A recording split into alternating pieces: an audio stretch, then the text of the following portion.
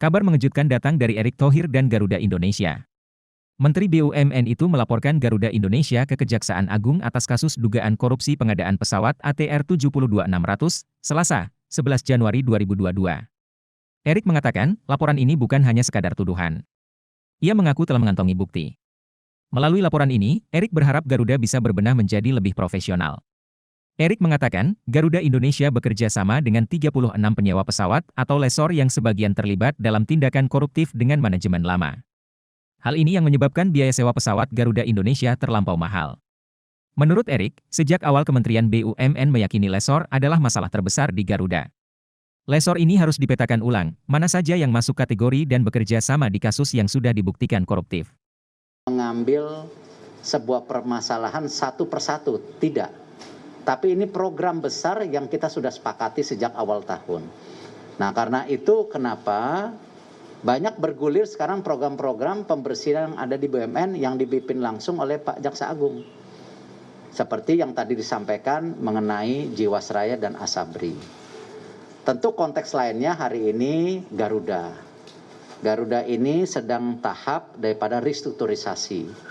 Tetapi yang kita sudah ketahui juga secara data-data valid, memang dalam proses pengadaan pesawat terbangnya, leasingnya, itu ada indikasi korupsi dengan merek yang berbeda-beda.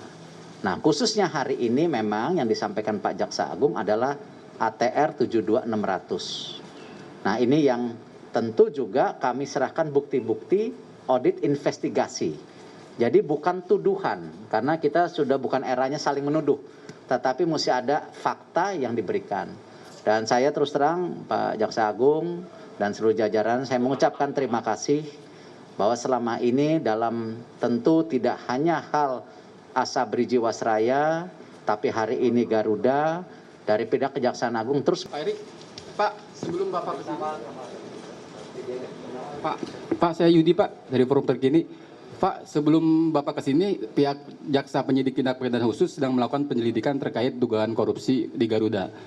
Nah ini apakah kedatangan Bapak ini untuk memberikan data-data baru terkait dugaan korupsi yang sekarang tengah diselidiki oleh Kejagung sendiri? Yang kedua, tadi Bapak bilang ada pengadaan pesawat, leasing. Nah kalau boleh tahu dugaan kerugian negara berapa Pak nilainya Pak? Kalau dugaan nanti kan itu masih dugaan, lebih baik nanti dari pihak kejaksaan yang menyampaikan setelah tentu angka-angkanya confirm. Yang kedua tentu itu yang disampaikan tadi, kita sinkronisasi data. Dan ini kita harapkan juga tidak hanya untuk kasus Garuda. Ini banyak juga hal-hal lain yang kita akan dorong ke kejaksaan untuk kasus-kasus di BUMN. Agar tadi ini merupakan program yang menyeluruh. Tidak hanya satu-satu isu diambil, tetapi program yang menyeluruh yang dilakukan oleh kejaksaan bekerja sama dengan BUMN, baik berupa pendampingan dan penegakan hukum. Dan saya rasa sudah saatnya memang oknum-oknum yang ada di BUMN harus dibersihkan. Dan inilah memang tujuan utama kita terus menyehatkan daripada BUMN tersebut. Dan ini sorry, tadi ada data-data dari juga melibatkan dari institusi lain ya, dari BPKP ya. Karena ini bagian dari audit pemerintah itu kan BPKP.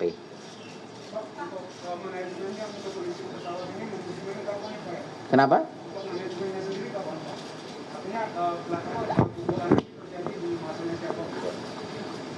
Mungkin Pak Jaya tambahin Pak, silakan. Namanya?